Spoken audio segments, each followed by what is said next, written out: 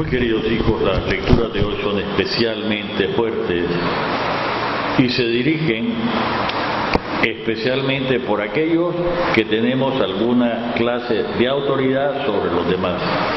No solo es para los curas, no solo para los obispos, también para los papás de familia, también para los que son jefes en algún lugar, y claro, a los que son dueños de fábricas, de oficinas, etcétera, se dirige especialmente esta palabra, sin olvidarse de las autoridades, ¿cómo no?, de las autoridades civiles, alcalde, presidente o cualquiera de los jueces del Poder Judicial o de los magistrados y funcionarios del Poder Electoral, sin olvidarnos a los diputados a la Asamblea Nacional, a toda persona que tiene algún antecedente ascendiente sobre alguna persona que tiene bajo su responsabilidad a alguien. Y está presentado como dos caras de la misma moneda. Por una parte, lo que deberíamos de ser, esta bellísima fragmento de la carta de Pablo, de la primera carta de Pablo a los de Tesalónica. Saben que nuestra estancia entre ustedes no fue inútil. A pesar de todo, les predicamos al Señor. Nuestra predicación no nace del error, ni del interés mezquino, ni del deseo de engañarlo, sino que predicamos el Evangelio de acuerdo con el encargo de Dios. Padre, ¿es que puede haber intereses mezquinos en la predicación? Sí. ¿Es que puede haber? Sí. Sí puede haber. Y continuamente nuestros obispos tienen la preocupación, que nuestra preocupación de sus ayudantes más cercanos, que somos los presbíteros, sea realmente por el encargo recibido por Dios. Padre, pero si de vez en cuando se nos sale alguien que quiere hacer política, o se nos sale alguien que se intoxica de ideología, o que se hace en la práctica más partidario de algún jefe de Estado, de algún presidente, que lo que dé su fidelidad a la Iglesia. Padre, pero si es posible.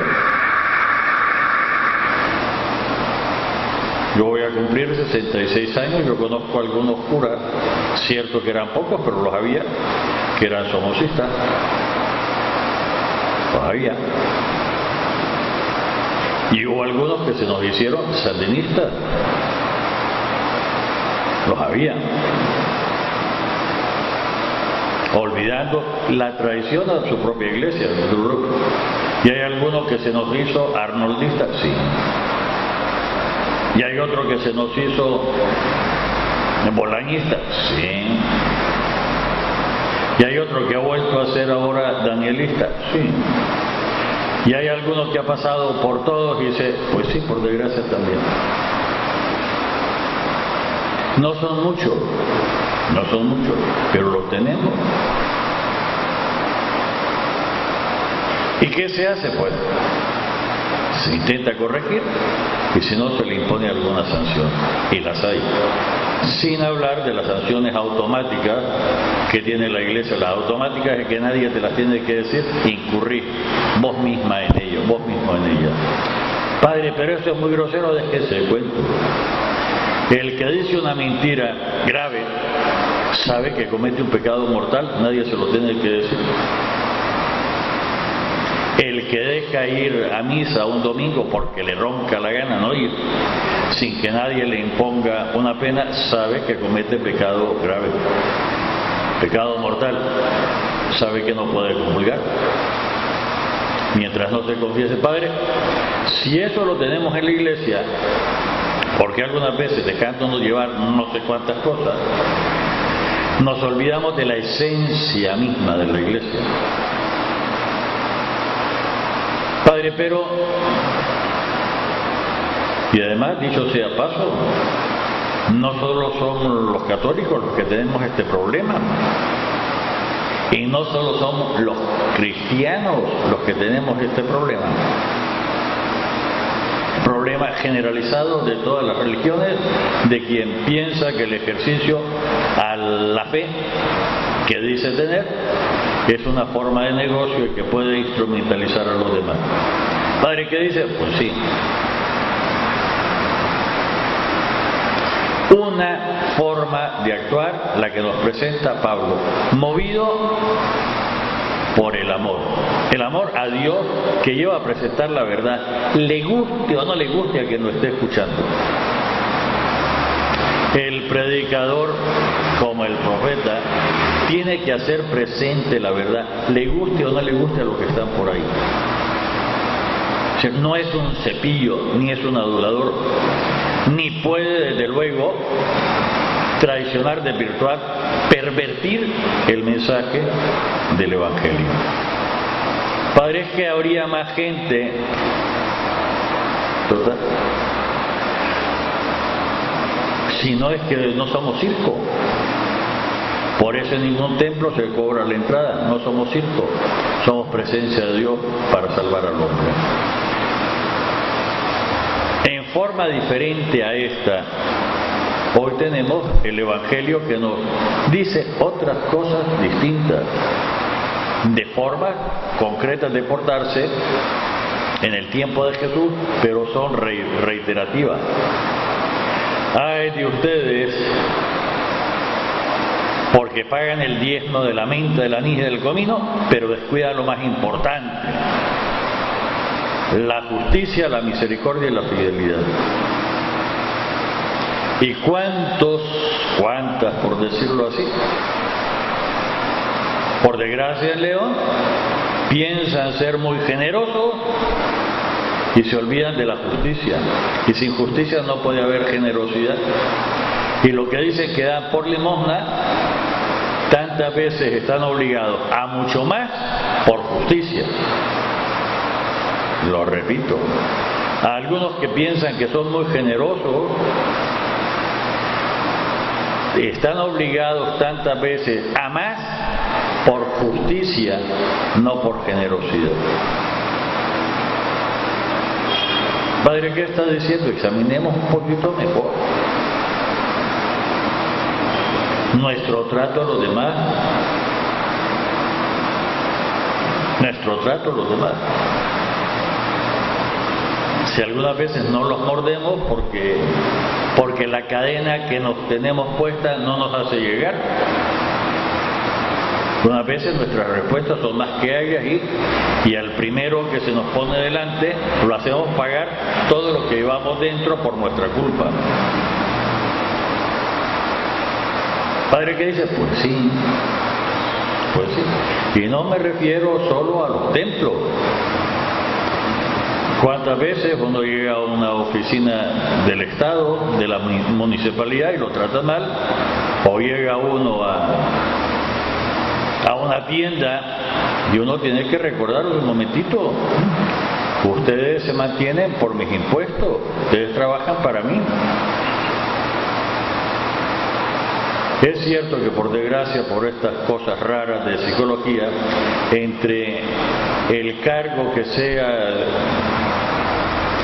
más bajo y más, muchas veces se creen más. El problema, por ejemplo, de los CPF, que creen que ellos mandan y que deciden de quién entra y quién no entra, y uno tiene que decirle: espérate, me voy a quejar con el dueño. Bonita broma cuando entro en un banco y algunos se ponen majadero, decirle: si es así, me voy a llevar mis centavos a otro banco, le voy a decir al gerente. Padre, pero es que su función no es ser ni malcriados ni ser, su función es otra diferente. Es otra diferente. No hostigar al que se le acerca.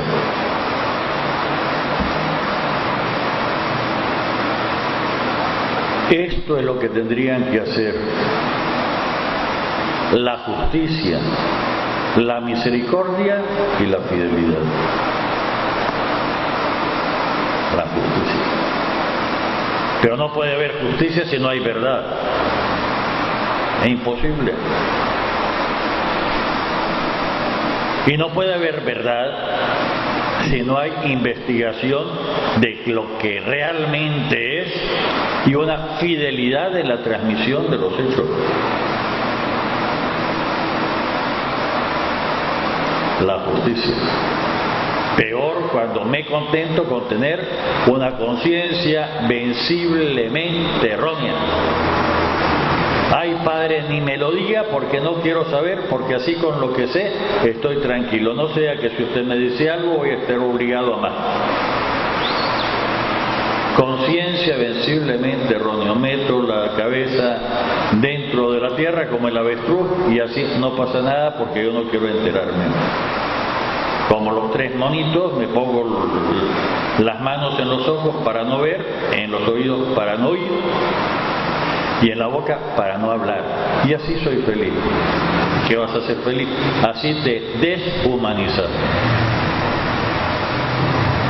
Ay de ustedes, escribas y fariseos hipócritas, que limpian por fuera los platos y los vasos y los dejan sucios por dentro. Padre, ¿qué dice? Lo que se hace solo para que los otros lo vean. Padre, pero sí. Sí. Y hay quien practica en el espejo para ver cómo lo van a ver. Padre, pero eso se está Y hay quienes incluso tienen especialistas de imagen. ¿Para qué? Padre, y eso es malo. Si te quedaras solo con la apariencia, sí, sería hipocresía.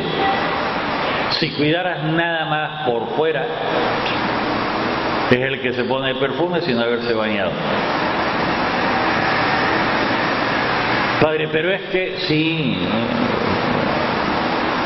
cuando hay un hedor muy fuerte, el ingenio procura que los perfumes sean muy fuertes para contrarrestarlo. Por eso los perfumes franceses son tradicionales. Y claro, en Versalles ni había agua potable ni se bañaban, así es que había que contrarrestar todo el tufo. Padre, ¿qué está diciendo? De Versalles. Versalles es el palacio real de Francia en todo su esplendor. No había agua potable, no había servicios higiénicos, no había baños porque no se bañaban. Se los comían los piojos, con las pelucas y todo eso. Luego los perfumes tenían que ser para contrarrestar todo el tufo. Padre, pero que usted no quiere a los franceses, no, que va. La realidad es la realidad y hay que decirlo. No hay que quedarse maquillado, docón. Hay que decir la verdad. Dos formas diferentes. El que se guía por la verdad y se esfuerza, y los que buscan nada más el aparentar. Ay, Padre, no diga eso porque si lo dice viera que va a caer mal y entonces no le van a ir al templo, se van a ir a otro lugar. Pues que se vaya. Que se vaya.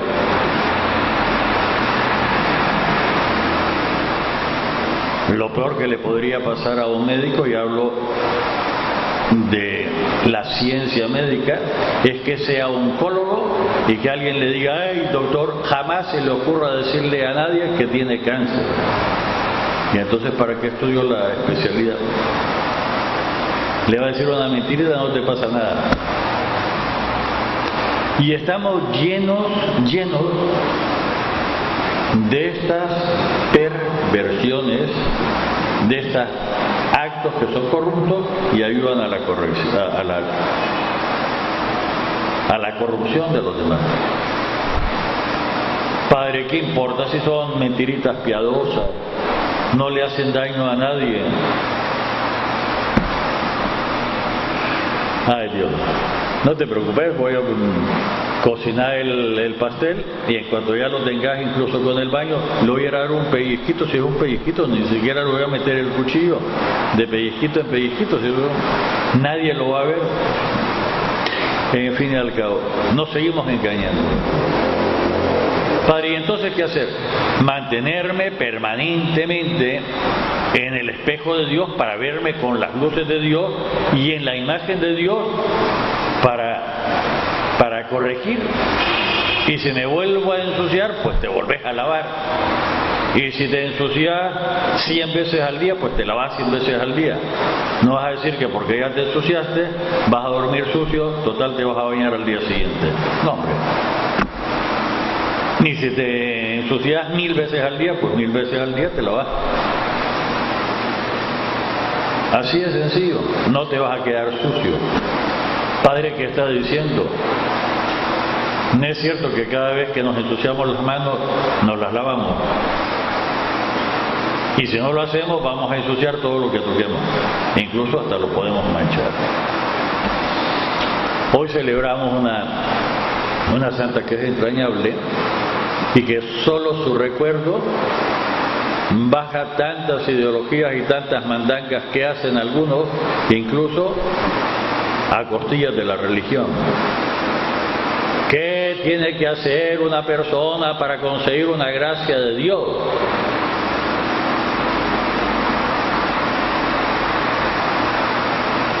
¿Qué hizo Santa Mónica? Llorar. Abrir con su pureza el corazón, los sentimientos de madre y sufrir porque el hijo le estaba saliendo rana. Había perdido la fe, andaba por malos lugares y le llora a Dios. Sí, algunos de esos que lo saben todo van a decir que si no lo pidió en nombre de Jesús y que si no en nombre de Jesús no le sirve.